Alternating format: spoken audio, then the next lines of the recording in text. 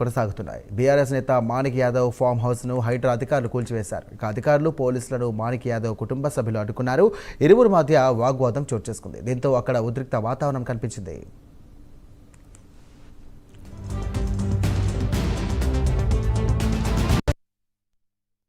ఇదే అంశానికి సంబంధించి మరిన్ని డీటెయిల్స్ అందించడానికి లైవ్ ద్వారా మా కరెస్పాండెంట్ కుమార్ సిద్ధంగా ఉన్నారు. కుమార్, చెప్పండి, అసలు అక్కడ పరిస్థితి ఏంటి? మాణిక్ యాదవ్కి సంబంధించినటువంటి కుటుంబ సభ్యులు ఏమంటున్నారు, హైడ్రా అధికారులు ఏమంటున్నారు?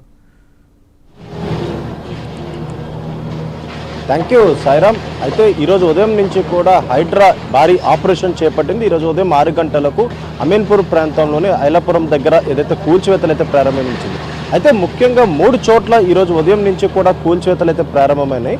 అయితే ఇప్పటికీ బందోబస్తుకు సంబంధించి ఏదైతే ఈరోజు ఉదయం నుంచి కూడా ముఖ్యంగా ఏదైతే 1000 మంది హైడ్రా సిబ్బంది అలాగే 1000 మంది లా అండ్ ఆర్డర్ పోలీసులతో భారీ బందోబస్తు ఏర్పాటు చేసి హైడ్రా కూల్చివేతలు అయితే కొనసాగుతున్నాయి.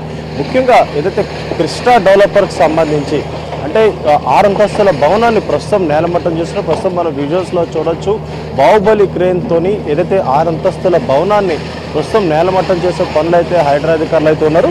ముఖ్యంగా ఏదైతే ఈ దీనికి సంబంధించి అంటే అమీన్పూర్ ప్రాంతంలోని ఐలాపురం దగ్గర ఏదైతే ఈ ఎఫ్టీఎల్ బఫర్ జోన్లోని ఈ నిర్మాణాలు చేపట్టినట్లే ఇప్పటికే అధికారులు పూర్తిగా దీన్ని వెరిఫై చేయడం జరిగింది. అయితే భారీ ఆపరేషన్తో పాటు 861 ఎకరాల ప్రభుత్వ భూమిని స్వాధీనం చేసుకునేందుకు హైడ్రా ప్రయత్నాలు అయితే చేస్తుంది. సుమారు 15,000 కోట్లకు పైగా విలువైన ఈ భూమిని హైడ్రా ప్రస్తుతం స్వాధీనం చేసుకుంటుంది. అయితే ముఖ్యంగా కబ్జాలకు ఆస్కారం లేకుండా చుట్టూ ఫెన్సింగ్ కూడా ఏర్పాటు చేస్తున్నారు. అయితే నగర చరిత్రలో నిలిచిపోయే భారీ ఆపరేషన్ ప్రభుత్వ యంత్రాంగం ఈరోజు నిర్వహిస్తుందనే చెప్పొచ్చు. అయితే గతంలో ఎన్నడూ లేని విధంగా 861 ఎకరాల ప్రభుత్వ భూమిని హైడ్రాతో కలిసి రెవెన్యూ మున్సిపల్ శాఖలు కూడా ప్రస్తుతం కాపాడే పరిస్థితులు అయితే ఉన్నాయి.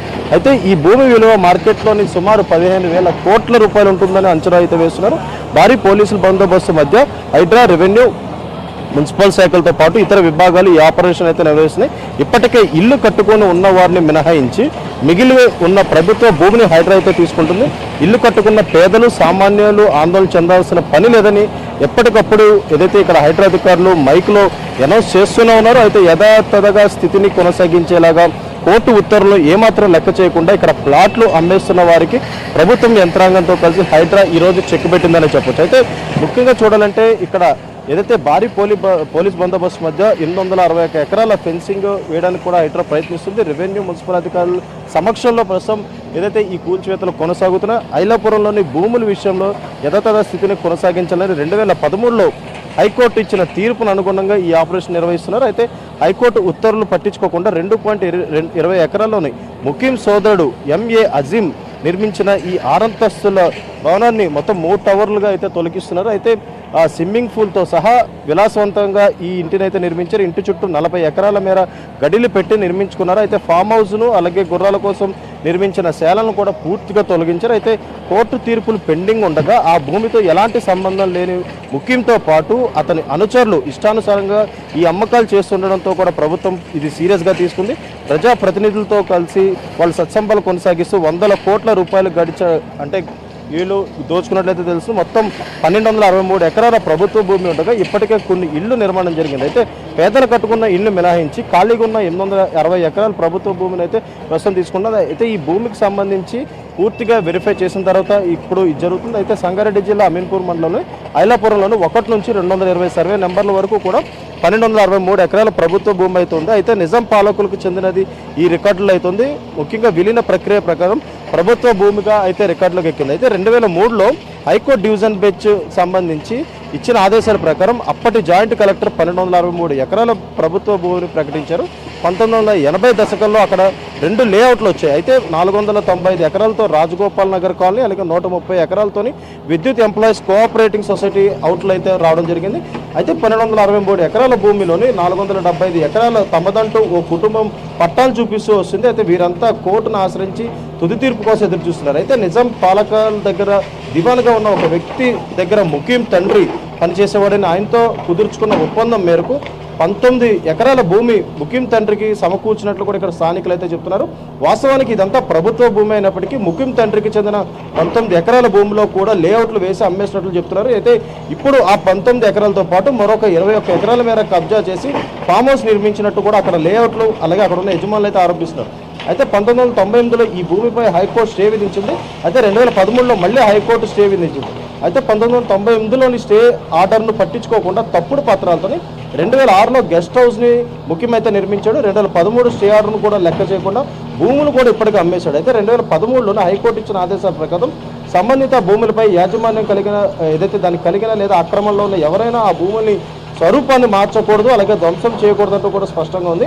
ఇలా కోర్టు వివాదాలు పెండింగ్లో ఉండగా మూడో వ్యక్తి ముఖ్యం అనే వ్యక్తి అక్కడ భూములు తెగనమ్మడం ప్రారంభించాడు. అయితే స్టే ఆర్డర్ పట్టించుకోకుండా కూడా అక్కడ నిర్మాణాలు అయితే చేపట్టాడు.